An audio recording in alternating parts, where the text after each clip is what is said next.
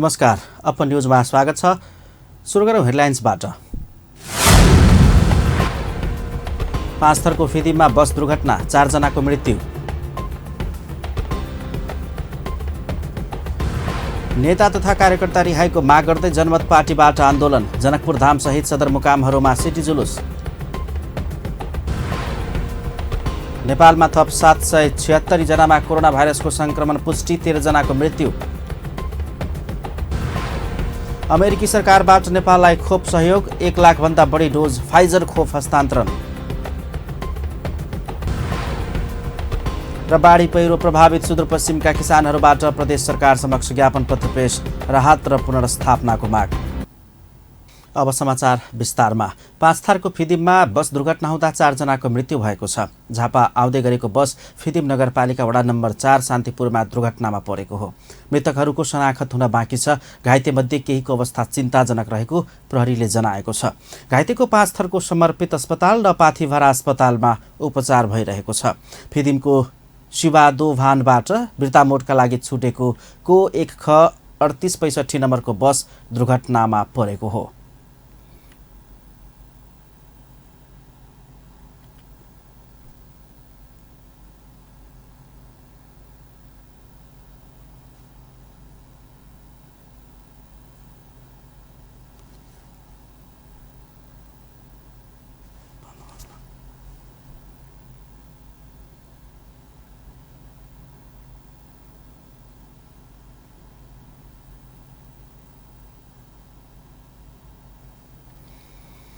Doctor CK Raut नेतृत्वको जनमत पार्टीले पहिलो चरणको आन्दोलन अन्तर्गत सिटी जुलुस निकालेको छ। जनमत पार्टीका नेता तथा कार्यकर्ताहरूले पूर्व घोषित कार्यक्रम अनुसार सोमबार विभिन्न जिल्लाको सदरमुकाममा सिटी जुलुस निकालेका हुन्। यसै क्रममा जनकपुर धाममा पनि सिटी जुलुस निकालिएको छ। रामानन्द चौकबाट निस्किएको सिटी जुलुस नगरका विभिन्न भागको परिक्रमा गर्दै जनक चौकमा पुगेर कोनसभामा परिणत भएको थियो।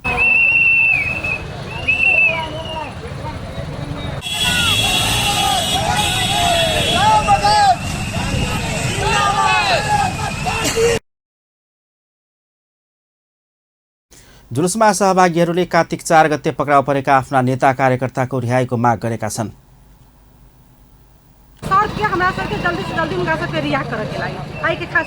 कुछ हमारे साथी सबके जिला प्रशासन कार्यालय में जे रखने हैं ओकरा रिहाई के लागी और तेकर बाद हमरा सबके केंद्र कमिटी के निर्णय अनुसार हमरा सबके विभिन्न स्तर पर कार्यक्रम से घोषणा गेल छै। वही के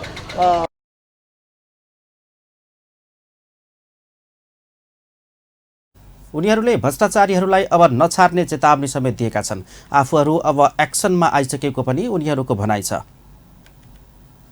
देश में आप खैर नहीं, और समाज में भ्रष्टाचारी के कोनो खैर नहीं है। भ्रष्टाचारी सबके एकदम ऐसो जहिर से उखाड़ कर फेंक के प्लान है।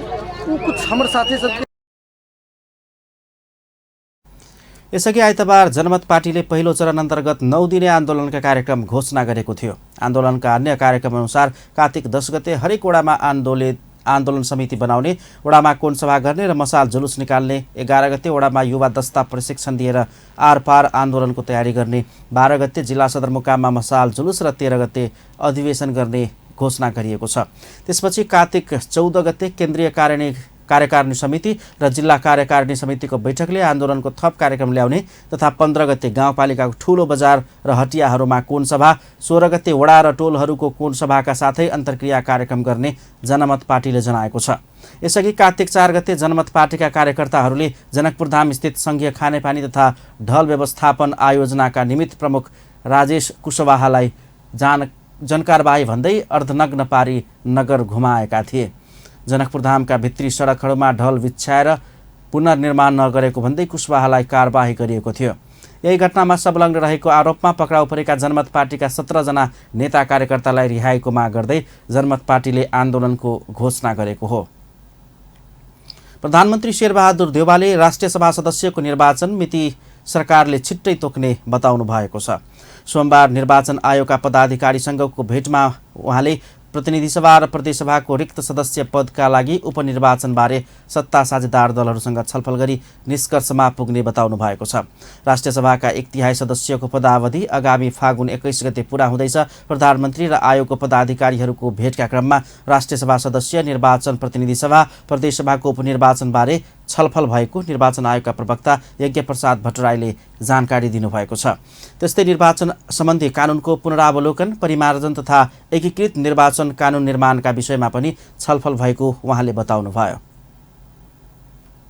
कानुन व्यवसायीहरूको छाता संस्था नेपाल बार एसोसिएसनले पनि प्रधान न्यायाधीश चौलेन्द्र शमशेर जबराको राजीनामा माग गरेको छ। सोमबार बसेको बारको आकस्मिक बैठकले न्यायपालिका सुधारका लागि प्रधान न्यायाधीशले निकास दिनुपर्ने भन्दै राजीनामा मागेको हो। अध्यक्ष श्रेष्ठले निकास दिने शब्दावलीको अर्थ मङ्गलबार मात्रै स्पष्ट हुने बताउनुभयो।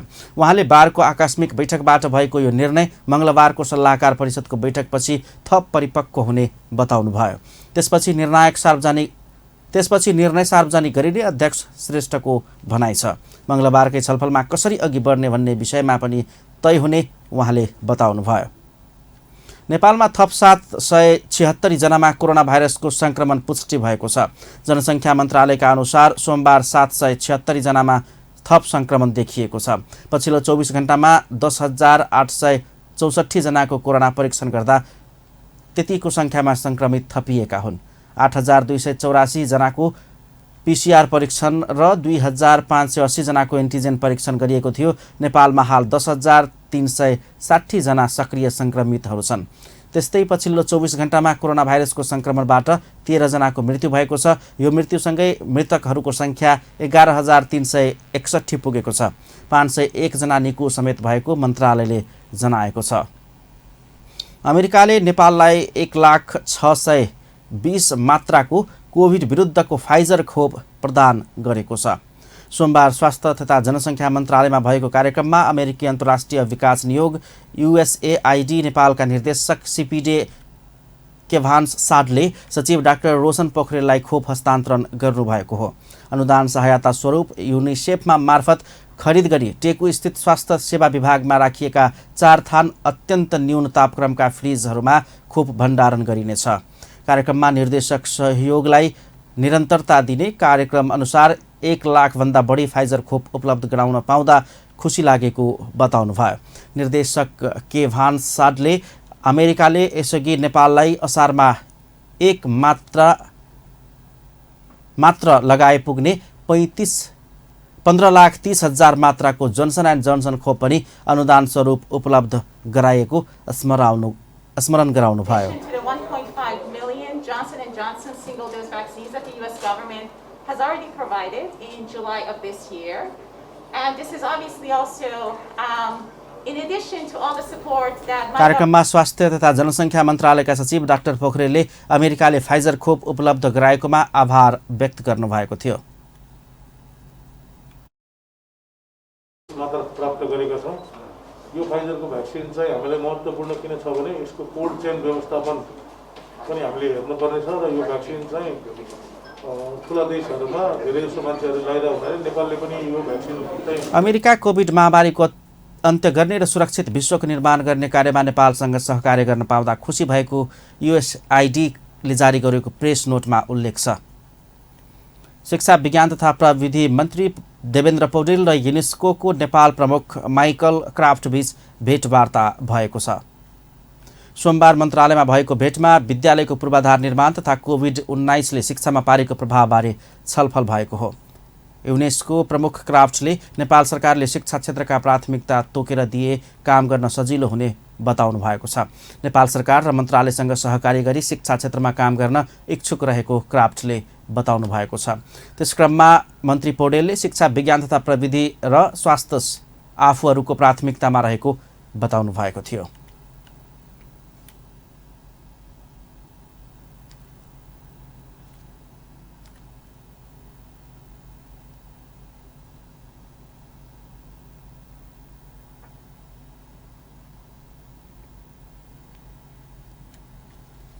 सञ्चार तथा सूचना प्रविधि मन्त्री ज्ञानेन्द्र बहादुर कार्कीले जनताले अनुभूत गर्ने गरी समृद्धिको दिशामा अग्रसर हुन सबैलाई आफ्नो ठाउँबाट योगदान पुर्याउन आग्रह गर्नुभएको छ। नेपाल सरकारका प्रवक्ता समेत रहेका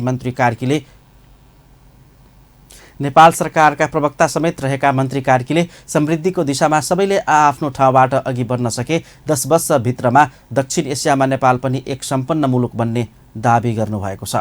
उहाँले विज्ञापन बोर्डप्रति लक्षित गर्दै हरेकले आफैलाई अनुशासित बनाएर जनतालाई लोकतन्त्रको अनुभूति गराउनु पर्नेमा आवश्यकता रहेको औल्याउनु भएको छ। विज्ञापन दिवसको अवसर पारेर सोमबार काठमाडौँमा आयोजित कार्यक्रममा मन्त्री कार्कीले समाजका अरू क्षेत्रलाई पनि उदाहरणीय बन्ने गरेर मुलुकको समृद्धिको अभियानमा जुट्न विज्ञापन क्षेत्रसँग सम्बन्धित सङ्घ संस्थाहरूलाई सचेत गराउनु भएको छ।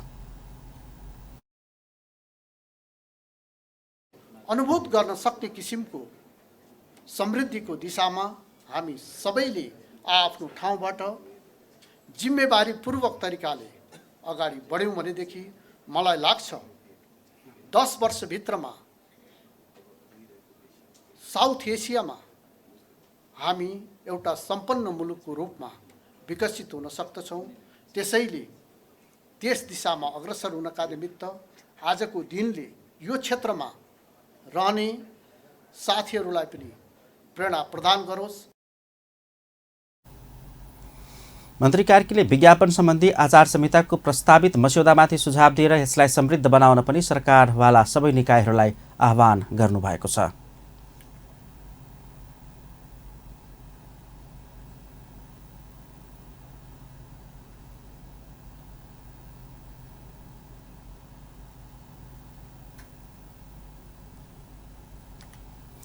बाढी पहिरो र डुबानबाट प्रभावित सुदूरपश्चिमका किसानहरूले प्रदेश सरकार समक्ष राहत र पुनर्स्थापनाको माग गरेका छन्। सुदूरपश्चिम प्रदेशका कृषक सङ्गठनहरूले बाढी पहिरो पीडित किसानहरूका लागि तत्काल राहत र पुनर्स्थापनाका कार्यक्रम घोषणा गर्न माग गरेका छन्। आइतबार भूमि व्यवस्था, कृषि तथा सहकारी मन्त्री विनिता चौधरीलाई ध्यानाकर्षण पत्र बुझाउँदै राहत र क्षतिपूर्तिको माग गरिएको हो। ज्ञापन पत्र बुझाउँदै कृषक सङ्गठनहरूले कृषक सङ्कटग्रस्त क्षेत्र घोषणा, प्राकृतिक विपत्तबाट प्रभावित घरधुरीको यथार्थ तथ्याङ्क सङ्कलन, क्षतिपूर्ति तथा किसानका लागि तत्काल उचित राहत, घाइतेहरूको स्वास्थ्य उपचार तथा बसोबास गुमाएकाहरूलाई उचित बसोबासको व्यवस्था, कृषि पेसा सुरक्षाको लागि बाली र पशुधन बिमा कार्यक्रम प्रभावकारी बनाउन माग गरेका छन्।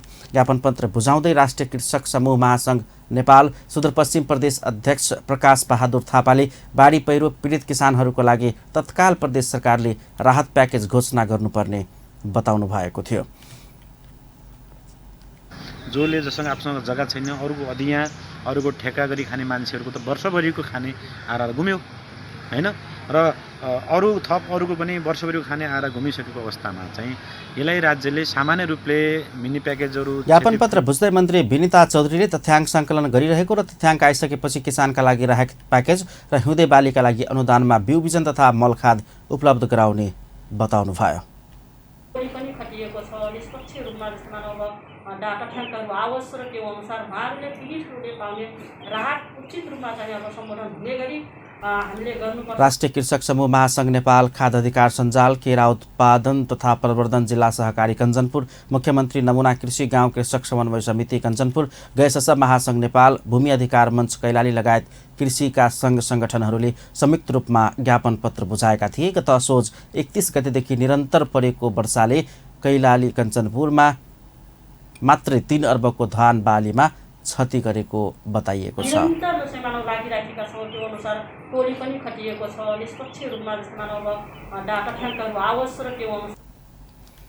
अन्तमा हेडलाइन्स पुनः एकपटक। 5 थरको फिदिममा बस दुर्घटना, 4 जनाको मृत्यु।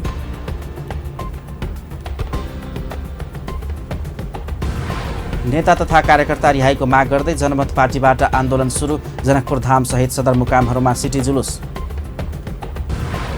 नेपालमा थप 776 जनामा कोरोना भाइरसको संक्रमण पुष्टि, 13 जनाको मृत्यु। अमेरिका सरकारबाट नेपाललाई खोप सहयोग, 1 लाखभन्दा बढी डोज फाइजर खोप हस्तान्तरण। र बाढी पहिरो प्रभावित सुदूरपश्चिमका किसानहरूबाट प्रदेश सरकार समक्ष ज्ञापन पत्र पेश, राहत र पुनर्स्थापनाको माग। हस्त अपन न्युज अहिलेलाई यति नै। पल पल खबर तेज नजर अपन टिभी हेर्दै रहनुहोला। नमस्कार।